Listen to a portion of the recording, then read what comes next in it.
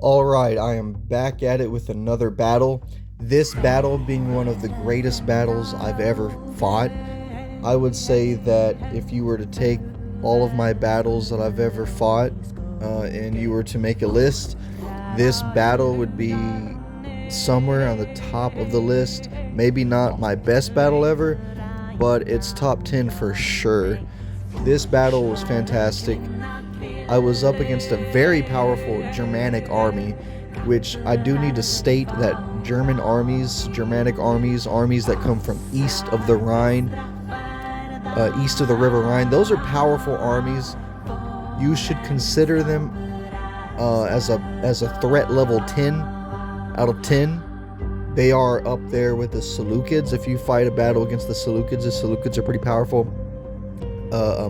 Macedonian army with strong cavalry and a good phalanx center is also like what I would say is like a threat level 10. Maybe a really powerful Spartan army would be maybe close to a power level 10. And then these Germanic armies are very powerful, and the reason I say that is because they can break their enemies' morale so quick. That's the whole thing about fighting German armies, is you want to defeat them quickly, or you want to find some way to get rid of their general, or you want to find a way to just annihilate the whole army as fast as you can, because finding a prolonged engagement against a Germanic army could be dangerous. It could be risky, and the reason is because they can break through your lines.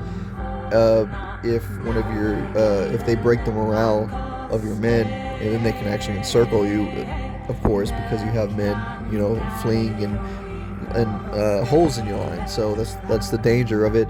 Very dangerous. Germanic armies are very, very, very, very dangerous. And I was able to basically destroy this Germanic army really quickly and mostly pretty efficiently. Now, I did take high losses, but not near as much as the enemy. The enemy took higher losses, but overall we won. And what I did is I actually split the enemy army into segments, 3 main sections, and used my cavalry to pick off each section, with the right hand of my army being the strongest, just to hold off the enemy as long as possible in the right. And then I had the center was bait. The center was bait because I knew that I would have my cavalry there sooner. And then the left wing was when my cavalry first initiated its charge and cleaned up that portion of the battlefield before falling on my center. So I was able to split the enemy up into 3 parts and defeat them that way, which you will soon see, and I will soon show. Sorry, yeah, I was about to say I will soon show. I don't know. I will soon show. So yeah, this was one of my greatest battles. So without further ado, I would like to show off this battle.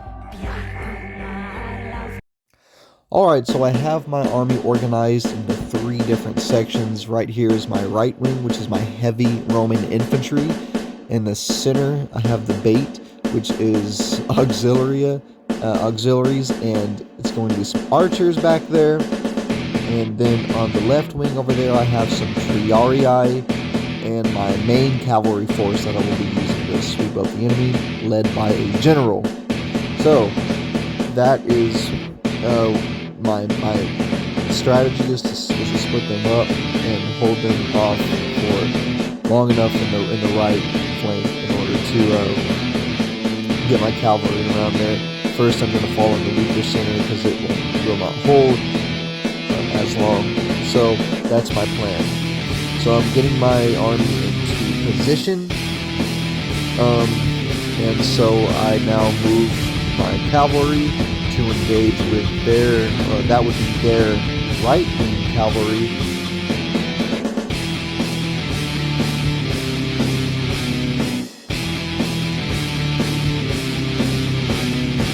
Over here on my right, you can see that my heavy infantry were charged by cavalry. They're going to take the bulk of the enemy charge.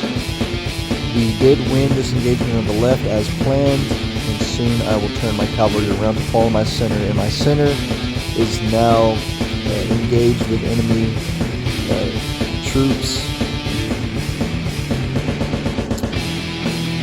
Here my right wing taking the bulk of the enemy charge, most of the enemy army over here. So now I'm turning my cavalry around to fall on the center as I planned.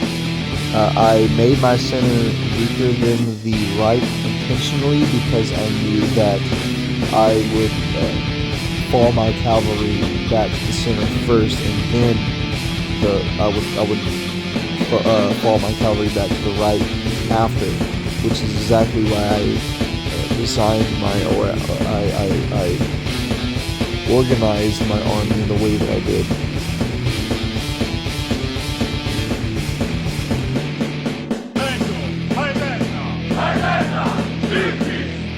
A lot going on the right wing. My right is starting to break. As planned, we caught the section of the enemy army that was tied down in the center, and I was able to defeat those units pretty quickly.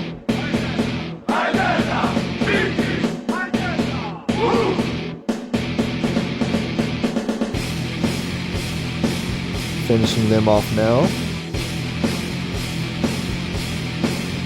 Trying to move some of my men back toward the center, our center.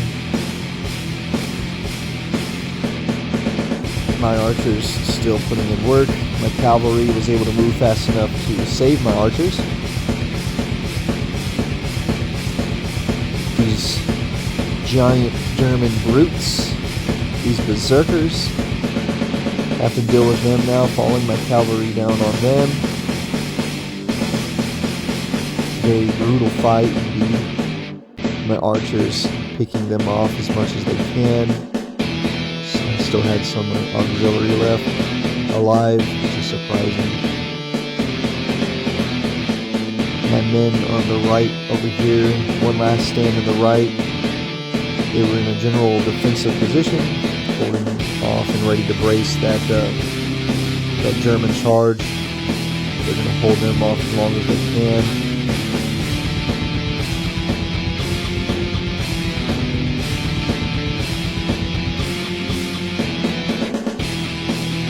So like I said, we broke them up into different sections, 3 sections, and I'm using my combined cavalry to now clean up and hit each section of the enemy army, so that way they can't use their full force against us.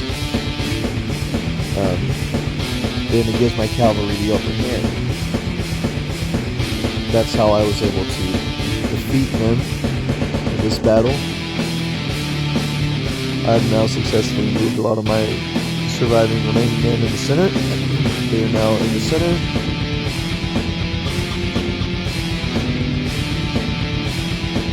My Triarii unit with cavalry support, very dangerous.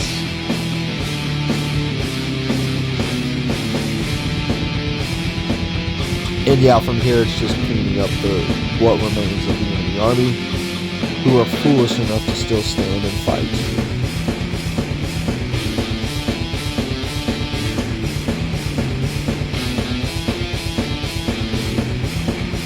They almost killed 1,000 of us, not quite. We killed over 1,000 of them, 1,097. We still had 629 men remaining. They only escaped 263.